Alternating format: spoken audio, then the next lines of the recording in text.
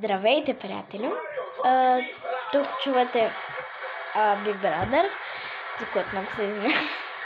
Бях на парк с племенцата ми и с моята най-добра приятелка и после бяхме изведени.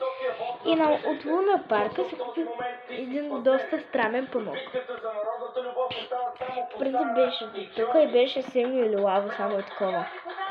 Да. И нека да го пробваме заедно. Тук малко съм. Лесно да направя тези малките, където трябва да се хлопка.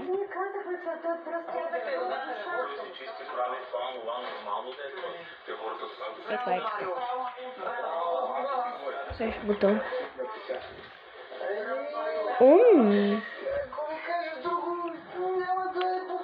Първо ще ми само чувата.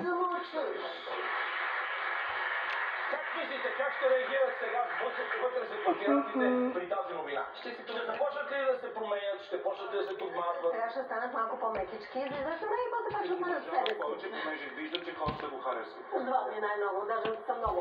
Да, не до обед ще бъде така. Лицемерни ли са хората вътре? Не, те не са лицемерни. Той си е такъв той се лицемерен по принцип. И да се предател. Ние се го любим. Така е. Но най-гадният проблем.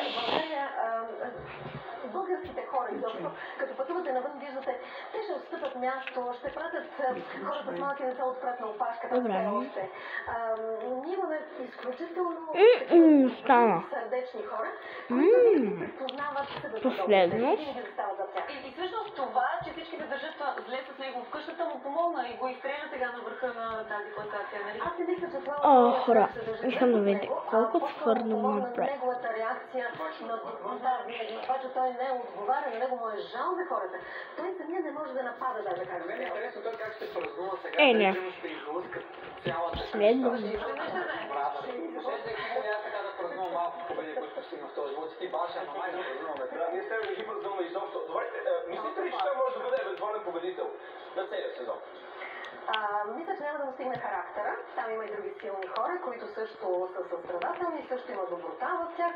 Аз мисля, че едва ли ще бъде победител, но нека да видим нататък, защото те има какво да показва още. Преди да видим нататък, нека да видим рекламите по ново. На другото някой ден ще има някакво такова, не като влог клипче, някакво като песен, тяховно някакво такова клипче.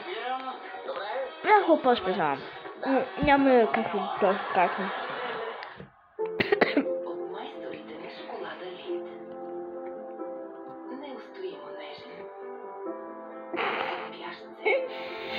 Линдор. Нека ме се е провърнала. Ти избираш момента. Ние го изпълваме с блаженство. Линдор. От Линд. Открий новия Линдор солен карамел. Нежен, топящ се карамел с щипка сол. Линдор солен карамел. Айде приключвай. Чао. Бабо, кажи чао.